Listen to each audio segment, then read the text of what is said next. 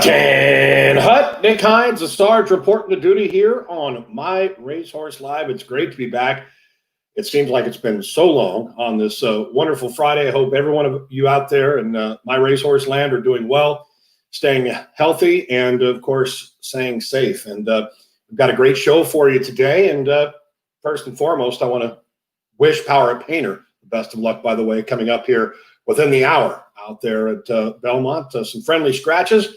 Looks like an ultra live spot for Power Up Painter. What better way than to go into the weekend with a victory? All right, want to welcome in the team, and of course our social media correspondent and been traveling a bit. Our Hannah Bloom. Great to see you today. A salute to you, of course. Joe Moran, our California racing manager, and does more than what you could imagine. Of course, Joe Mishak, the operations manager. It's a pleasure to be here, and Joe, hope you're having a good day. And team, it's been a couple of weeks since our just a tough Preakness. But how do we feel on a day like today? I mean, it feels good to be back. I'll say for everyone, I think that it feels like it's been a long time since we've all been back together for a live. So it's nice to be reunited. Yeah, absolutely. Glad to be back and rekindle the magic, so to speak, and looking ahead towards an exciting end of the year. Yeah. Joe, I'm with you. Joe Moran.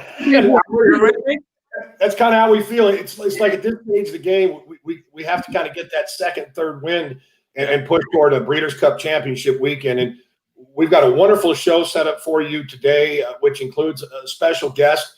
And I'm sure many of you heard his name, Doug Reed, former program director at the University of Arizona. He's going to kind of walk us through the process of the condition book, in addition to other questions. Of course, going to get you updates. Hannah's going to cover the social media aspect of the goings on.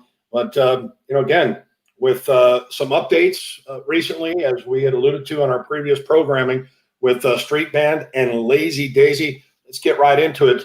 Joe Mishak.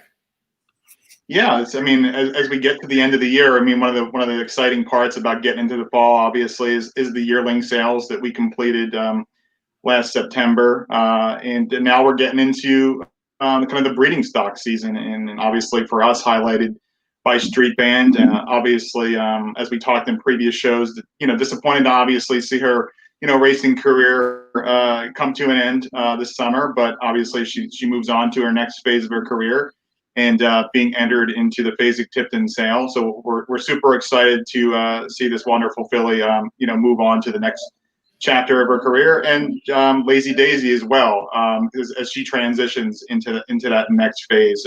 Both horses are doing extremely well physically, filling out, very good to look very good for their physical inspections at their respective sales. Obviously, a big component of looking and assessing a broodmare. Everybody knows their race records, but looking at them physically and how they could potentially feel like what stallions they want to team up with. But I'd be remiss to not point out, I'm interested in seeing how the broodmare market obviously reacts. Obviously, we saw a dip in the yearling sales this year, and I'm sure many out there have seen the recent announcements by stallion farms of the reduction of a lot of stallion fees out there for 2021.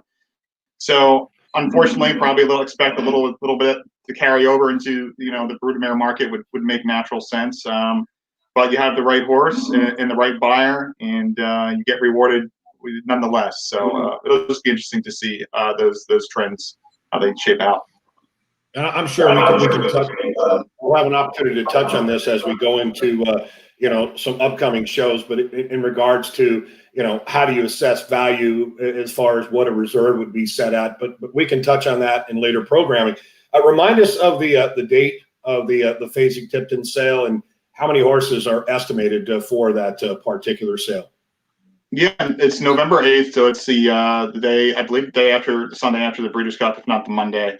And I believe there's about 250 to 260 horses cataloged. Obviously, they break that out between some weanlings, some exciting first crop stallions with their weanlings, and then the second part of the catalog is broken up into the broodmare prospects, broodmare racing prospects. You have horses in there like Stormy and all slew of grade one winners. It's definitely an exciting sale to watch because you really get to see a lot of fireworks. I mean, you see millions and millions of dollars being spent on the best fillies and mares in the world. So it's definitely exciting to watch. And we'll provide a link for everybody to certainly watch it and stay tuned.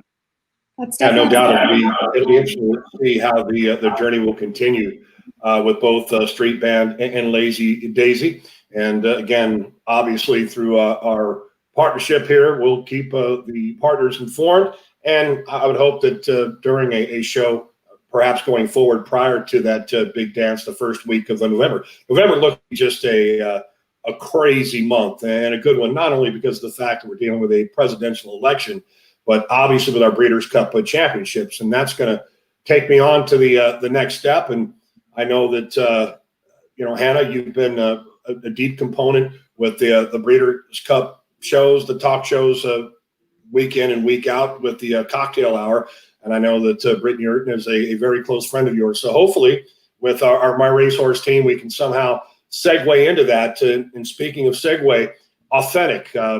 Here's a horse that's coming off his career best speed figure on just about every, if not every, speed program number component that you would have. Tough beat. Let's take a look back at the 2020 Preakness Stakes. Took place roughly, it's been 13 days ago. Joe Mishak, you were there firsthand. Is this the 20th time that you've seen this replay? The second time. I've watched the Kentucky Derby, I don't know, a few thousand times, I think. And unfortunately, when you lose a race like this, you don't want to relive it too many times. But that being said, obviously very blessed to be both at the Kentucky Derby and the Preakness this year. And I think the key takeaway for many of us that attended the race, obviously we had a few lucky shareholders that made it out to the race that day, and we just had a great time and really enjoyed and realized that you never know how many of these great opportunities you'll find yourself in. Hopefully it's the first of many along our journey, but you never want to take it for granted.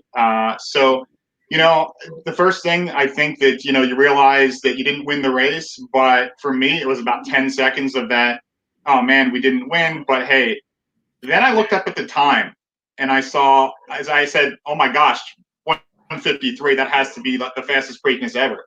So obviously it ended up being the second fastest Preakness ever. And then I didn't even notice, I was obviously so locked in between Swiss Skydiver and Authentic that I didn't even notice how far the rest of the field was back. So, like you just alluded to, once you get over the fact that your horse just ran its best race it's ever ran in its life, and it just came up a little bit short, the disappointment kind of, left my body, and, I was very, very proud of Authentic, and the fact that he is still taking the next steps up, I think bodes well, obviously, for the end of the year in the Breeders' Cup Classic, and hopefully how he comes out of that and racing as a 4-year-old, hopefully. And those decisions will obviously be made after the Breeders' Cup. So definitely, no disappointment in this race because he ran lights out and continues to get better, in my opinion.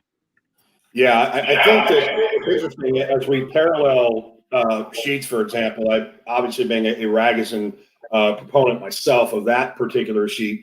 We had a in-house discussion, and I know that even prior to the Preakness Stakes, you had asked me in reference to his sheet pattern, is this number that he'd been running, is that going to be fast enough for him to win? At the time, I believe he was right around a 5 or a 5.5. And I said, I think so, but he might be able to squeeze out a 4 or essentially that. Well, at the end of the day, he ended up running a faster sheet number than your winner Swiss Skydiver did. But at the end of the day, they don't pay the purses out based on a speed figure. And of course, once again, the one thing we need to congratulate Authentic because he became racing's newest $3 million earner. He's had 7 career starts now, 5 wins in 2 seconds. So no disgrace in finishing second to an ultimate throwback in Swiss Skydiver. And, a tip of the cap going to Robbie Alvarado with what was I'd have to give that an Eclipse Award winning ride based on how he conducted himself throughout. So Authentic, reports are that he came back in good order. Joe Moran, I know you're close to Bob Baffert. Yeah, he's arrived back to Santa Anita. He really missed no time. He got right back on the track, began jogging. After a few days of jogging, he started up galloping, and he'll be expected to work tomorrow morning. He'll have his first work, and hopefully that'll be the first of 3 works leading up to the Breeders' Cup Classic. All right. Well, let's hope and pray that he continues his march forward. And that Breeders' Cup Classic line is one that you can't split them on paper. It's as deep as it comes. And obviously with the race being right there at Keeneland, and Authentic has proven, Joe Mishak, that, hey, travel is of no consequence. I mean, this horse obviously went to the Haskell, did what he did. He did what he did at Churchill. He shipped to Baltimore. So no problem, I would imagine, with Keeneland. Yeah, not a problem at all. He ships. He's the ultimate pro. He's ready. He puts his fighting gloves on everywhere he goes. Even when we went back to the barn after the Preakness, Bob and his wife Jill were back there, and Jill made the comment, "Well, he didn't get any nicer after the race." So you could tell that he I think he was a little bit stung by losing that there by that short notice, and he'll come with a punch come the Breeders' Cup Classic. One thing about it, authentic Quality is quite the gentleman. I don't think the next time they match up, and if they do, with Swiss Skydiver, he might have to take first place next time. He gave her chance in the day in the sun. All right, our social media expert is with us, and Hannah, it's got to be blowing up in the world of My Racehorse in reference to what's happening and the opportunities and chances at getting swag and showing your videos. Tell us what's the latest and the greatest in the social media aspect of My Racehorse. Yes, definitely a lot of excitement leading up to Breeders' Cup. I can't believe we're almost here. We have a question from Mike James. He says, any idea on Breeders' Cup tickets yet? Mike, just as we were at the Preakness, are we working with Keeneland and the Breeders' Cup to see what the final ticket allotment is? And if we do, we'll certainly go through the same process we did with the Preakness, with a lottery and announcement of the winners, as soon as we can.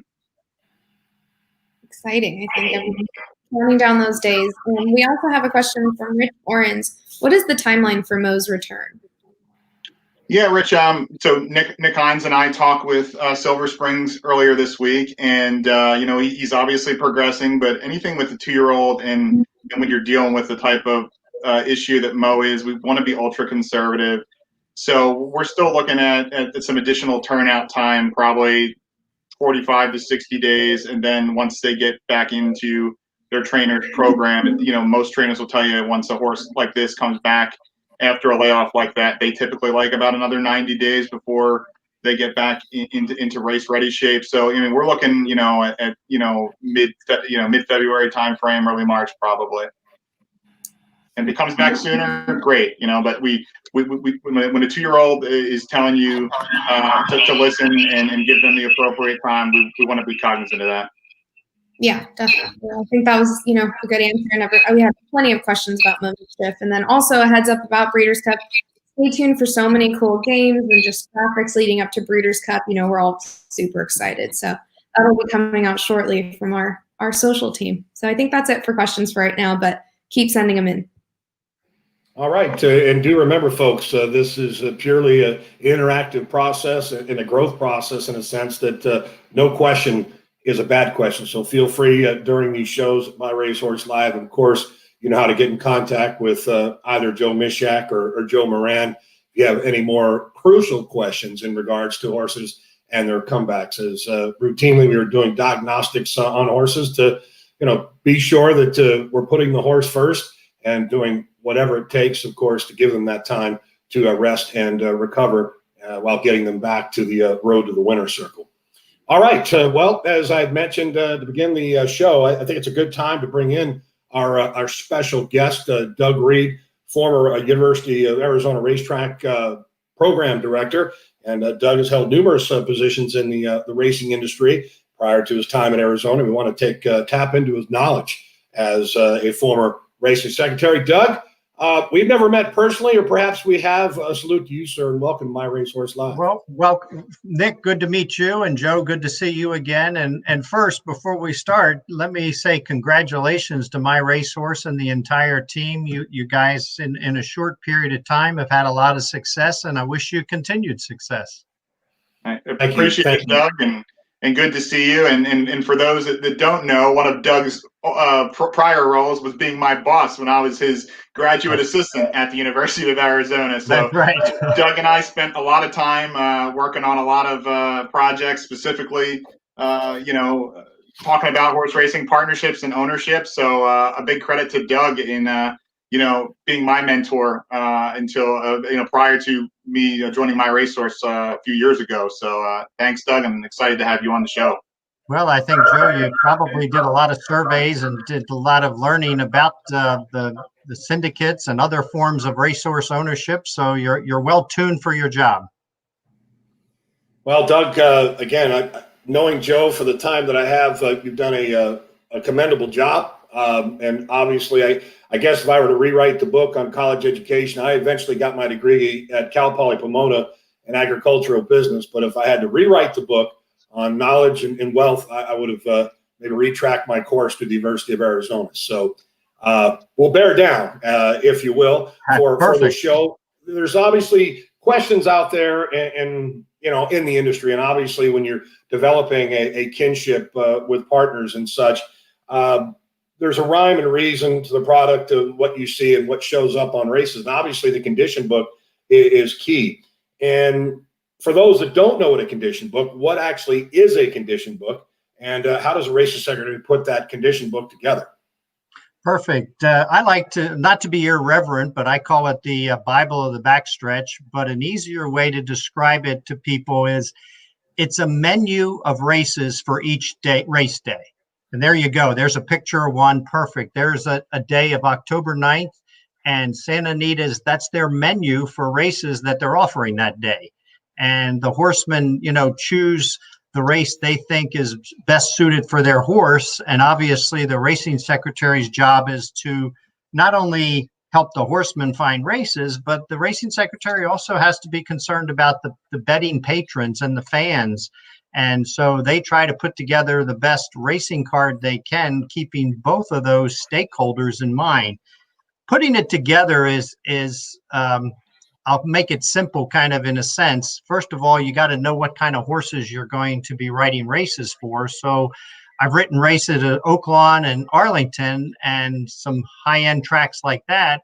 But I also wrote races at Rockingham Park, which is, not as high-end track. So you got to know what kind of horses you got. So the menu you put out there is, to try and put races out there that fit the horses that'll be running at your racetrack. Now, that's a challenge because every other racing secretary is trying to do the same thing. And something that's important in my mind is there's a lot of logic or planning in a race book, because horses don't run every day. So, and you've got to try to put them together at the same time, or else you won't fill races. So you can't write a race every day. For instance, you have to space them out, and you use different methods. Think of a ladder, and you space the races out so that races that fit together come back in cycles. So I think of things like cycles and ladders and a pattern. There's a real pattern to the races. So essentially you put them together about every 2 weeks to 4 week period of time. Yeah, it's interesting. As a former trainer, the condition book you mentioned being the backstretch, if you will, and having that relationship with whomever the racing director or the racing secretary is. But I think the key in that race secretary role is obviously knowing what the inventory is. But as far as turn time on a particular race, let's just say, for example, we're looking at the book that's on the screen right now. And I know it's difficult for you to speak because you're not the race secretary for the Santa Anita Autumn Meet 2020. But let's just say, for example, race one. Let's say we had a filly that was eligible for this race. She's non-winner 2, just broke her maiden. How soon, let's say this race had 8 or 9 horses, how soon would you see the race in the next book, if there were a next book, or how many weeks essentially would it take for a turnaround time? Well, I'll give away my age a little bit because that's changed over time. I can honestly say when I started in the business writing races, the cycle or turnaround time, you were writing races back in 13, 14 days, sometimes even less. It was very common. But trainers have changed their methodology of training, and a lot of things have changed. The supply of horses have changed. There's so many factors that factor into this, that they're writing them back a lot further apart now. Horses aren't running as often, even statistically. If you look at Jockey Club statistics, horses used to run 10 times a year. Now they're running 6 times a year on average. So you're spacing them out 3 weeks, probably, sometimes more if they're better horses. Well, that actually answers my next question, because, you know, the common question that we have, and even myself, having dealt with partners of my own, even on a personal level, the common question is, why can't my horse run any day of the week? And how often can I expect my horse to run? Well, I can answer the back end of that. Generally, you know, hey, if you're fortunate enough to get from a claim, if you can get 8 races out of a claiming horse a year, I think you're about average, if not slightly better than the average. In your mind, in reference to why can't they run, I think we much answered that question. But so the biggest challenges as a racer would be the right answer. Well, probably what I like, one way I like to start is if you have a 10-horse race, there's 1 winner and 9 losers. So right away, it's hard to make everybody happy. And everybody's looking for the perfect race for their horse. So again, that's probably the biggest challenge. Nick wants the perfect race for his horse. Joe wants the perfect race, and all the listeners have a horse, and everybody has a race. Well, I can't offer all 30, 40, however many listeners there are, their perfect race that day. The easy analogy, I use this even when I used to teach the class. Imagine if you had 100 marbles and 10 boxes down on the floor, and you were dropping the marbles. On average, you'd have 10 in every box, right? Now, if you offer a lot more races to please everybody, even if I just double the number of races and offer 20, I still have 100 marbles. I drop them. Now I got about 5 in every category. That's a real simple explanation of the problem. Yeah, well, and exactly hit the nail on the head. And we've seen in certain aspects of the game, we've actually seen reduced racing days in certain jurisdictions. And with the coming of the racinos, so to speak, you know, people will generally gravitate toward the better purses. And that, to me, has kind of relegated essentially where the claiming game has gone. So when the term comes, and obviously as we communicate with our partners, and in a sense that when we enter into a race, when a race doesn't go, what does it mean, and what are the challenges of getting a race to fill subsequently? So in other words, say, for example, if we were looking at Saturday, October 10th, which that was last week, but let's just say the race secretary is trying to comprise a 9-race card. I don't have control of the scroll here, but if you could scroll down a little bit, you could actually see that there are sub races that are listed here. So do they generally just take the races that have the most horses, or are they committed to a certain condition? Like, say, for example, you have sub 1, a sub 3 race. They're using 10 races or hoping to on October 10th. So what would be the preference in this case? A little of both, to be honest. And here's what you've got: the stakeholders, the fans and the patrons and the customers, you got to try to satisfy. They want large fields and quality races, but you got the horsemen you also got to be concerned with. So at times you obviously want full fields, but you don't necessarily pick the 10 best full fields. You might have a category, let's say fillies in an allowance race going a distance of ground. That typically has been a more difficult race to fill than some other races. And you might have a short field in that one, but those poor horses haven't run for a month and you haven't been able to fill it the last time or the time before. You got to let those horses have an opportunity too. So there are times it's a balancing act.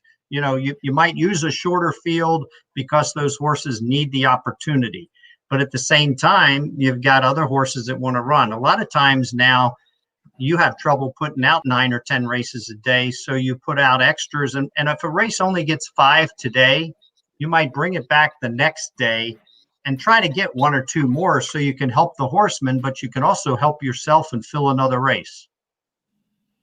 Well, that certainly makes great sense. And I think added the fact that when you have certain stakes races, like, say, for example, you know, here in the state of California, when you have a California bred stake, or even a stake that is a stake, it's the race secretary's goal to potentially fill that event. So obviously we're up against it in the grand scheme of things out here in Southern California, for example. And, you know, what would be the primary issue with California as a general rule, and why it's so difficult to fill a cart?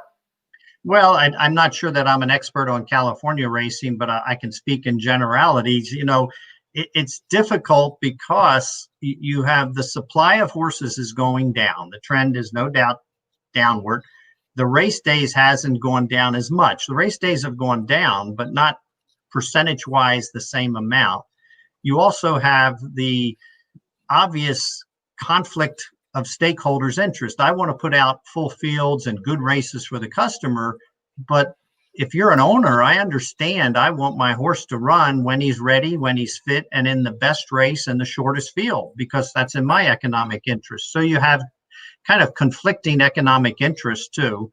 And it's also hard because the owners obviously paying the bills. That's an expensive game from the owner's point of view. So I don't know if I have an answer. I do think there's a little too much racing, but that I think, you know, how do you get to the right amount and still make sure it's a good business for the consumer as well as the supplier? Yeah, I think it's very interesting. You know, you touch on a subject because date back here in the state of California, for example, in the year 2000, a total of 5,593 mares were bred, to whereas, what was it, in 2019, 2,130. So, and I'm speaking of California in particular, and we're talking about California breds for the most part. So, and that's the beauty of the MyRacehorse concept, because the idea that you can get the little guy, the one that wants to learn about the game without investing a heavy amount, essentially can come in, kind of get a feel for what the game is, and essentially turn that, you know, owning a racehorse, that fantasy, into a reality, Doug. And I think that, you know, we've seen it in ownership. We saw it this year with Authentic and the amount of partners that were tied on, and even dating back to when Justify won the Triple Crown. The game has evolved, and I think that in reference to that scale, I think MyRacehorse fits like a glove. And, you know, in reference to your answers, and I can't tell you how much I appreciate the fact that you came on and kind of gave some direction on Condition Book. And, you know, it's a challenging time indeed. It is. And, you know, I told Joe on the phone when he called me about participating, I can't believe, you know, how hard it is to win the Kentucky Derby, and how many owners have tried that, you know, what a great experience for your owners, and to be able to say, even though it was maybe a small fraction of the horse, you know, I participated in, and I had a small piece of the Kentucky Derby winner. They can say that the rest of their life. There's a handful of people that can do that. Absolutely. Well, Doug, thank you so much for taking out your valuable time. And thank you, Doug. I look forward to meeting you on a personal level, hopefully at the racetrack sometime very soon, sir. I hope so. And good to see all of you, and also to your listeners, continued good luck. Thank you, Doug. Upstanding individual and plenty of insight, Joe. Obviously, you've known Doug for a time, and, you know, hitting some key points there in reference to the Condition Book and trying to get races to fill. Yeah, I mean, Doug's definitely a wealth of knowledge, and has said a big mentor to my career, and much appreciation for him coming on the show. And I'm sure we can tap into his knowledge on some other topics as we continue to do these shows moving forward. For sure, for sure. Well, thanks again, Doug Reed and Joe Moran, back in the saddle here. I know that it's been a wild couple of months for you as well. Obviously, all three of us with traveling to the sales, but let's talk about our amazing stock, shall we? I know that there was one particular individual that shipped west recently, but first and foremost, let's touch on Storm Shooter, that gallant debut run out there for Todd Pletcher. Yeah, you know, here we're going to watch a video of his most recent work, and I thought this was a phenomenal work personally, visually. When you watch him, really see the way he was being handled, definitely on the inside of company with an older horse. I thought this work was great. He was under a stronghold, doing it all on his own. That's what you want to see. Definitely coming out of a debut, he seems a horse that's progressing. Yeah, I totally agree. And I saw this work. I was kind of like, can we run next week, and not wait till the 29th? Unfortunately, the condition book, as Doug just told and we've elaborated, dictates when we run. So hopefully he stays in good order, but under very little urging here. Very, very strong work coming out of that race, and excited to see. We talked about potentially the way he moves up front might be better suited towards the turf. Obviously, I feel like he's good enough to run on dirt too. But looking forward to seeing that turf try here at the end of the month. Yeah, his speed figure, his pace figures that day were outstanding, and especially for a first time starter in a state bred maiden special weight. I like the fact that he's come back in routine. He's had 2 works since that debut. Joe Mishak, you mentioned that that next race is on the 29th? Correct. Okay. All right. Same condition, and what's the distance? With 6 furlongs on the turf, the same New York bred maiden special weight. Beautiful, beautiful. And a good announcement from Naira yesterday that the purses are increasing. I think that purse was originally supposed to go for 52,000. Now we're at a purse of 70,000. So it's extra nice. It would be really special if we won that race to give a little bit of get that purchase price back a little bit. Absolutely. I'm with David Fallow. David Fallow, salute to you. You're darn right he's going to be great, and we're going to stand right behind him and trying to get into the winner's circle here at the end of the month. It'll be a trick. It'll be a treat, I promise. All right, Joe Moran, hopefully worked out the glitches on your end as we touched on Storm Shooter. Shake the bugs off and tell us about Naismith. I know he arrived on the left coast, best coast here recently.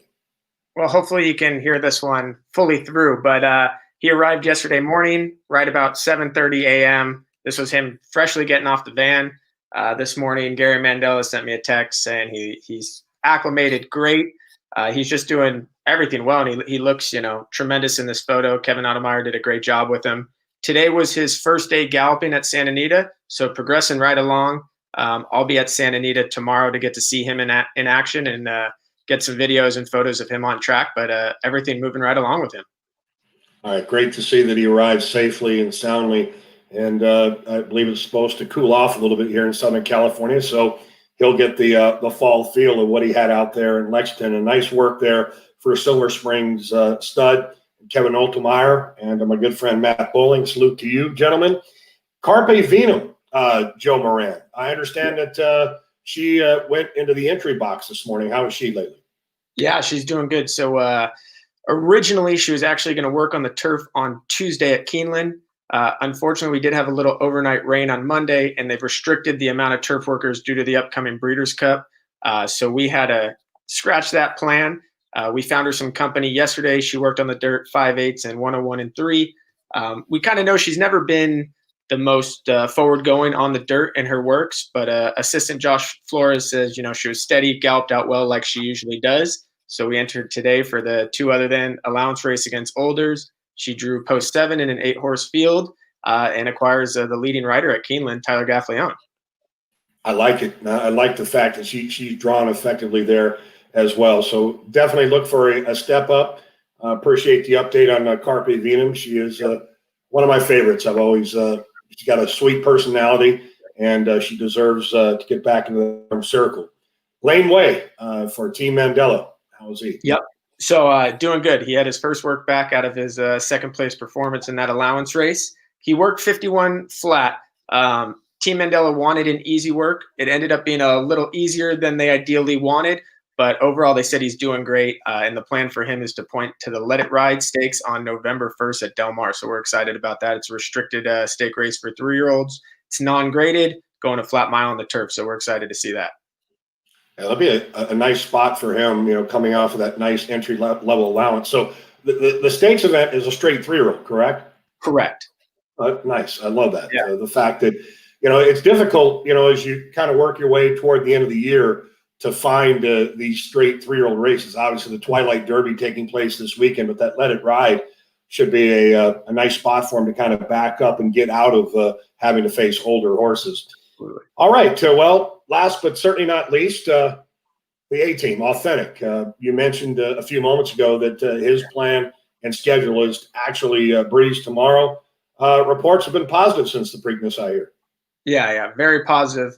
Bob is, he's always very upbeat with this horse. He loves this horse. It's every time he comes off the van, it's like nothing really gets taken out of him. He's a horse that, continues to get better. And that's the thing that Bob loves is the more work he does, he strives with it. He loves it. And when you get a horse like that, you kind of just want to keep going and test his limits and see how good he can be.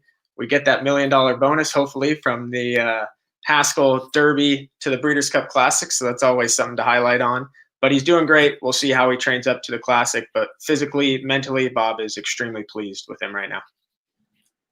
When you think about Authentic and his career, I think it's kind of double timed what we saw with Improbable last year. And if you look at Improbable, bet a 4-year-old this year, 3 straight wins. Likely the horse that is the one to beat on Breeders' Cup Championship weekend. So much to look forward to with Authentic, who has now earned in excess of $3 million. He's never been out of the exacta. 5 wins from 7 starts. We'll look forward to those updates, Joe. And, of course, Authentic breezing tomorrow. Joe Mishak, anything you want to add in reference to those updates? I heard there were some questions coming in about Authentic and his potential 4-year-old campaign. I briefly touched on it earlier when Nick and I spoke. That's something we'll discuss with Spendthrift Farm after the Breeders' Cup Classic. Obviously, there's a lot of ramifications when it comes to a potential stallion deal. However, there's lots of great races to run in as a 4-year-old. You have the Pegasus, you have the Saudi Cup, Dubai World Cup, those types of races. So, it's definitely something that's being heavily discussed. Unfortunately, we're a minority owner. Spendthrift is the majority owner in the horse. I know they're very, very, very open to it though. And I'm assuming if this horse comes out healthy and still kicking down, that we're going to see him next year. Yeah, I think that after you take a look at the Jockey Club Gold Cup, say for example, last weekend, that older division, if you will, as he graduates into his 4-year-old season, there's going to be plenty of blue sky. But again, step by step, race by race. And Joe Moran, you alluded to the fact that we've got an opportunity here at a $1 million bonus. Thank you to Monmouth Park for presenting that. If he wins, just a clarification, he's got to win. He's got to win the Classic for us. I'm thinking positively. I just want to be clear. I'm keeping positive too, but just win, baby. I hope just win. Got $1 million bonus for running second. That's all I'm going to say. Yeah. All right. Well, gentlemen, thank you so much. I'm going to end this segment, obviously, this show today with Hannah. I know she has some fan questions. Gentlemen, you stay right there. Hannah, I know a couple have trickled across the screen for the fans. What do we got? Definitely. We had a few questions about American Heiress, so I don't know, Moran or Mishak, if you want to give an update on her. Yeah, so I've been talking to Raul Reyes on a King's Equine. So is Nick. As we frequently cross paths, both on the phone and obviously at the yearling sales last month.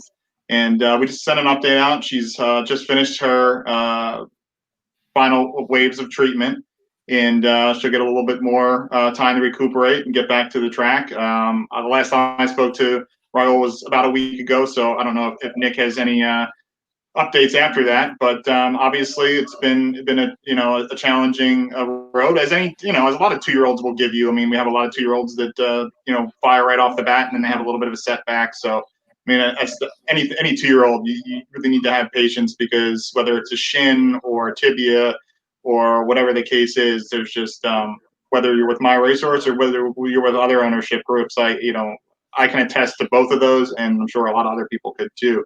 You're going to have to be very patient, and sometimes it comes in storms, and you have to weather it and be prepared for the benefit down the road. But so she's doing well. Hopefully, we get her back on training schedule here, and we can look to get her to Todd as soon as possible, which would probably be in a few more months. Yeah. Great. Thank you. People love that up. Another interesting question program. Why was it decided that Authentic flew back to California rather than stay in Kentucky before leading up to Breeders' Cup? Yeah, I'll take this one. The biggest thing was to be there with Bob Baffert. he's very hands-on. He likes to be in there. This allows him to get back to his home. We have a decent amount of weeks where he's able to get 3 weeks before the Breeders' Cup Classic. Allowed him to get home where he, has always trained. It's been his home for his whole career pretty much. And that's the main reason behind it. And Bob will be there every week, every day with him. Great. Yeah, I mean, that makes sense. Why not have him with his trainer? I think that's actually, it for the questions. But of course, as always, keep commenting on our stuff or sending a DM, and I'll have a chance to look at it and answer it if I can. All right.